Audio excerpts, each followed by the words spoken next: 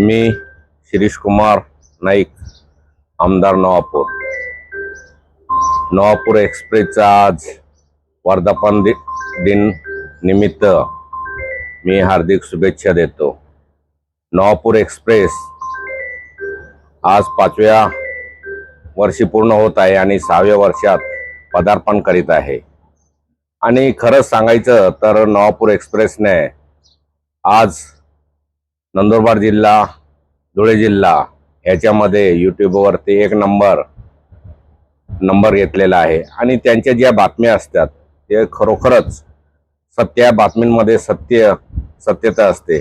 आणि नंदुरबार जिल्ह्यात, धुळे जिल्ह्यात कुठेही घटना घडली तर त्यांचं एवढं माध्यम हे आहे की ते 1 तासाच्या आत पोहोचतात आणि जे काही सत्य बातमी असेल ते